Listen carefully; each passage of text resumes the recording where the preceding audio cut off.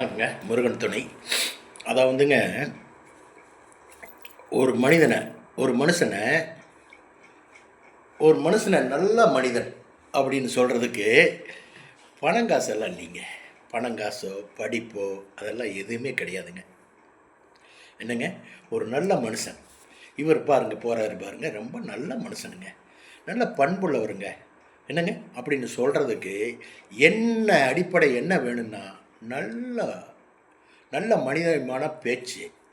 என்னங்க, நல்ல மனிதமான பேச்சு, நல்ல அன்பான ஒரு பேச்சுவார்த்தைகள், பழக்க வழக்கங்கள், மனுஷர்கள்கிட்ட ரொம்ப அன்பாக நடந்துக்கிறது, அடுத்தவங்க காசை ஜோப்பில் போடக்கூடாதுங்க, அடுத்தவங்க சொத்தை அபகரிக்கக்கூடாது, இப்படி எல்லாம் இருக்கிற பேர் தானுங்க நல்ல மனிதர்னு அர்த்தம்.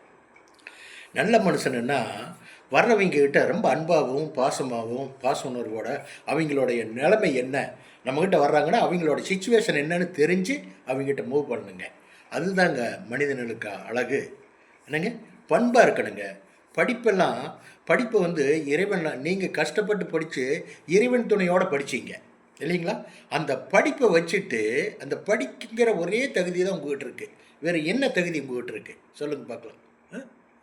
என்ன அந்த படிப்பை சரஸ்வதி உங்களுக்கு படிப்பு கொடுத்துருக்கேன்னா பண்பை உங்கள்கிட்ட பண்பை தூக்கி எறிஞ்சிட்டிங்களே, நல்ல பழக்க வழக்கத்துக்கு தூக்கி எறிஞ்சிட்டிங்களே. பொறாமை வந்ததனம், ஒருத்தர் மேலே வஞ்சம், ஒருத்தனை கெடுக்கணுங்கிற ஒரு எண்ணத்தை பூரா வர வச்சுட்டீங்க படிப்பு கூட. என்னங்க, அது தப்புங்க. நம்மளாம் கொஞ்ச காலத்துக்கு தாங்க மானிடம் நாங்கள் வாழ போகிறோம். 20 days தான் நம்மளுடைய இளமையான வாழ்க்கை, ஜாலியான வாழ்க்கை.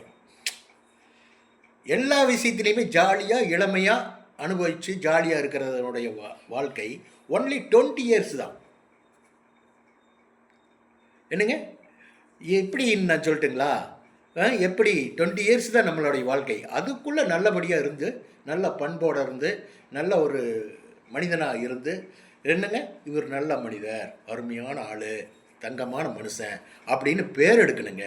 பேர் எடுக்க போனால் உங்களுடைய மதிப்பு மரியாதை கூடுன்னு சொல்ல வர்றேன். வச்சுட்டிங்களா? பாய்.